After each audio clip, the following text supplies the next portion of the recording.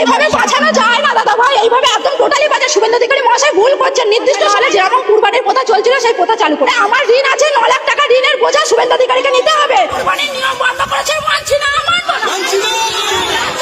কুরবানির নিয়ম বন্ধ করেছে, মানছি না, মানবো না।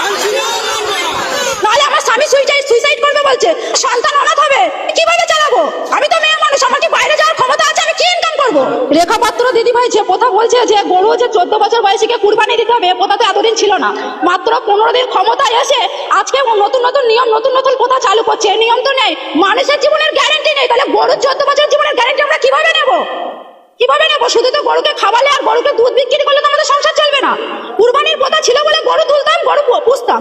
এখন যদি এই নিয়ম চালু হয় তাহলে মোদি আমাদের খাটালে গরু তুলে দিক, তারপরে আমরা সেই গরুকে মোদি খাওয়ানোর পয়সা দেবে, আমাদের দেখাশোনা করার পয়সা দেবে, তাহলে গোমাতাকে সেই 14 বছর বয়স পর্যন্ত আমরা রেখে দিতে পারবো।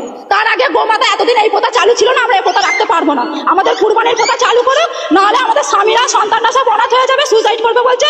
এর দায় শুভেন্দু অধিকারী, রেখা পাত্র এদেরকে নিতে হবে, নিতে হবে। সরকার বলছে যে গোমাতাকে বাঁচাচ্ছে। গোমাতাকে কিভাবে বাঁচাচ্ছে? এতদিন বাঁচায়নি কেন? এতদিন তো এই প্রথা চালু ছিল। আমাদের লাইফে আমরা এখন এরকম দেখি না, আমাদের স্বামীদের লাইফে আসেনি, আমার শ্বশুরের লাইফে ছিল না। তাহলে এখন এই প্রথা কিভাবে চালু করেছে সরকার? আমাদের নির্দিষ্ট সময় দেওয়া হোক, মানবো। সরকার এসছে, আইন মেনে নেবো, কিন্তু নির্দিষ্ট সময় না দিলে আমরা মানতে পারবো না। হাতে মাত্র 10 দিন সময় আছে, আমরা কিভাবে মানবো? এই লোন নিয়ে কত টাকা দিবেন? আমি প্রায়, আমার লোন আছে, বন্ধন থেকে নিয়েছি 2 লাখ টাকা, স্বর্ণ জয়ন্তী গ্রুপ থেকে নিয়েছি 3 লাখ টাকা। এছাড়া আদেশ আরো মারা নিয়ে রেখেছে আমার থেকে আরো বেশি। তাহলে আমি এই লোনগুলো কিভাবে চালাবো? আরো প্লাস পার্সোনাল পরের কাছ থেকে টাকা নেওয়া আছে সুদে। আমার খাটালে মাত্র 6টা গরু আছে, 6টা গরু আছে, সেই গরুর উপরে নির্ভর আমার 9 লাখ টাকা দেনা আছে। আমার স্বামী তো বলছে সুইসাইড করবে, আমার বাচ্চা তো অনাথ হয়ে যাবে। আমি বলছি যে আমি কি করতে পারি? আমার মায়েরা, আমার লোনের অফিসার ফোন করে বলছে যে টাকা আমাকে দিতেই হবে, লোনের ডেট চলে আসছে বলে। বলছে ডেট যদি পিছিয়ে যায় তাহলে কিন্তু তোমাদের সিভিল খারাপ হবে, লোন নিতে পারবে না কোথাও। এইসব যে আমাদের কাণ্ডগুলো ঘটছে, আমাদের তো জীবন ভবিষ্যৎ অন্ধকার হয়ে যাচ্ছে। আপনার কতটা গরু চাষ করে?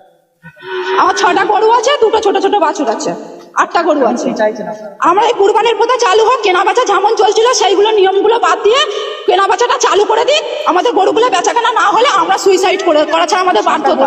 হিন্দুদের বাঁচাচ্ছি, হিন্দুদের এইভাবে বাঁচানো যায় না দাদা ভাই, এইভাবে একদম টোটালি বাজে। শুভেন্দু অধিকারী মহাশয় ভুল করছেন। নির্দিষ্ট সময় দেওয়া হোক মানুষকে, নির্দিষ্ট সময়। 15 দিন ক্ষমতায় এসে এখন এগুলো হয় না, এগুলো আমরা মানতে পারছি না। তাহলে আমাদের স্বামী, আমার সন্তানের, আমাদের সংসারের দায়িত্ব নিয়ে যাক লোনের, তারপরে আমার সংসারের যাবতীয় দেনাপত্র দায়িত্ব নিয়ে নিক শুভেন্দু অধিকারী মহাশয়। নাহলে যেরকম কুরবানির প্রথা চলছিল সেই প্রথা চালু করে দিন।